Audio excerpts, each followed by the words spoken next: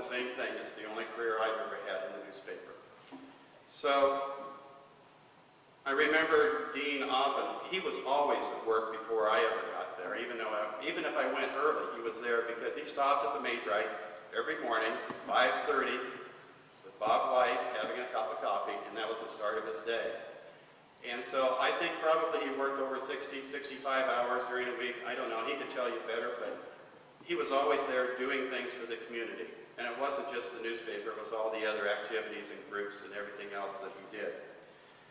The third love, obviously, is Parsons College.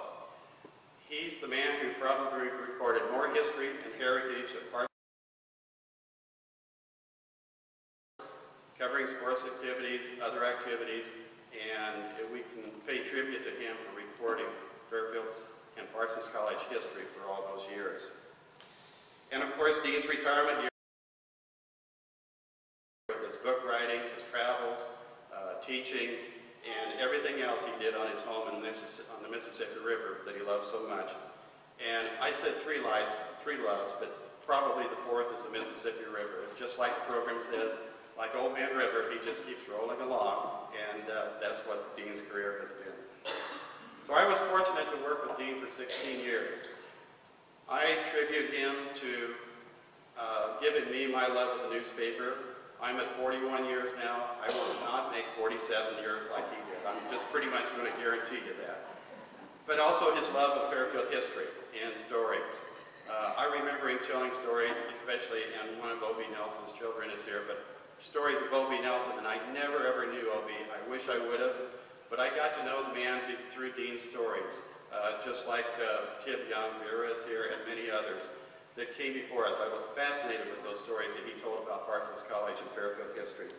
And I'm continuing with the Fairfield history, and I'll greet you this afternoon at the museum for everybody that will be there.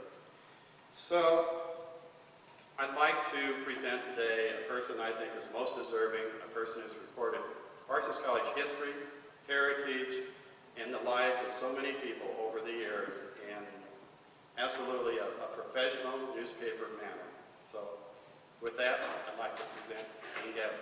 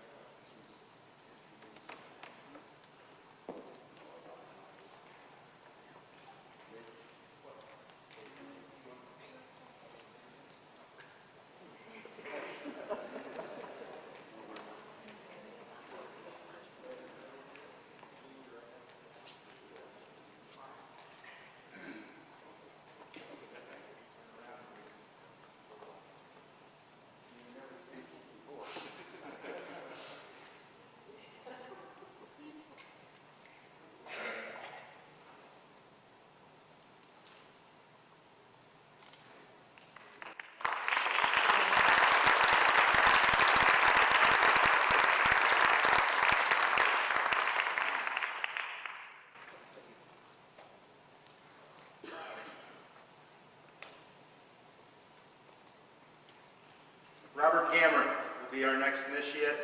Presenter will be Bob Gamreth, Jr. Please come to the stage, Bob.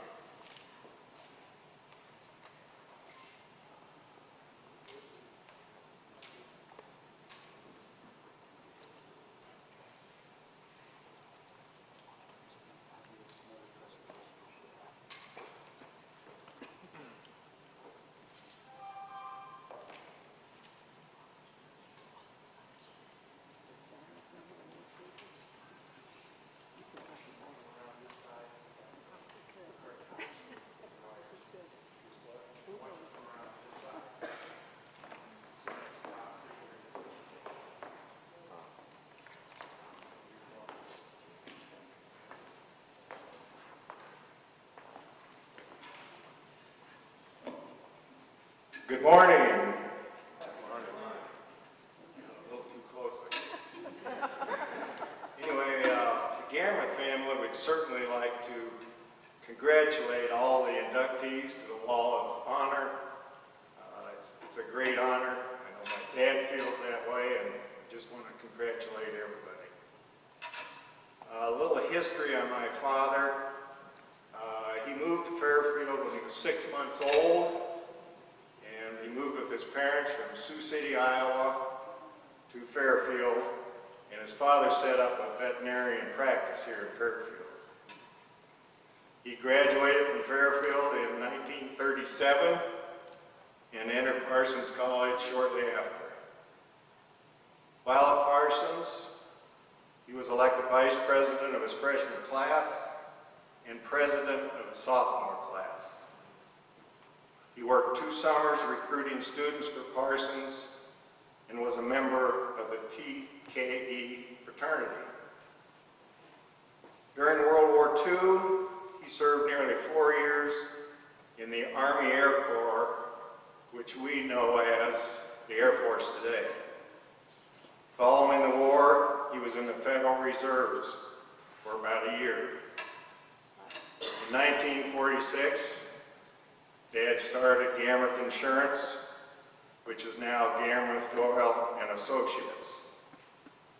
In 1947, Dick Ain, who was a high school classmate and friend of Dad's, convinced him to assume command of the 34th Infantry Service Company of the Iowa National Guard. This was the beginning of 24 years of service in the Guard, and he retired in 1969 as a Major General. I think you would enjoy a couple of about O.B. Nelson, since some of you didn't know O.B. and his children are here today. He coached and taught at Parsons, and he was inducted into the Wall of Honor last year. Dad and O.B. served in the Guard together and roomed together at summer camps for over 20 years. O.B. was Dad's deputy. One day my dad was trying to take a quick nap, and O.B. came into their tent and started filling Dad in on his day. It was just shortly after lunch, and these were big tents that housed quite a few officers. O.B., it was his way to kind of pace back and forth when he talked, and he kept opening his footlocker, kind of nervous, and would slam his footlocker, and then continue to talk to my dad. He apparently wanted something out of his footlocker, but while he was talking, he couldn't remember what he wanted.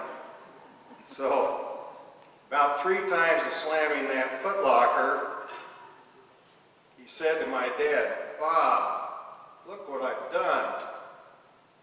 Dad looked in the footlocker. It was full of shaving cream. All over, everything was in O.B.'s footlocker. In true O.B. style, he stripped naked, he reached down, grabbed lots of shaving cream, lathered his body, he put on his gun belt, and he paraded across the field to the showers. And this is a true story. Of course, his troops were there too, and they got to witness this to their amusement.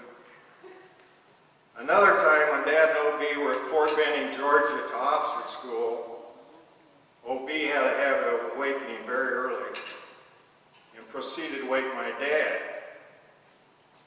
He said, "Bob, I'm going to call my wife Eunice." Dad said, "Well, go ahead. Why do you have to wake me in order to call your wife?" O.B. then opened the barracks window and yelled as loud as he could, "Eunice!" This was typical O.B. humor. Those of you that knew O.B. know God only made one. In conclusion, except for the 4 years of World War II, Fairfield has been home some 80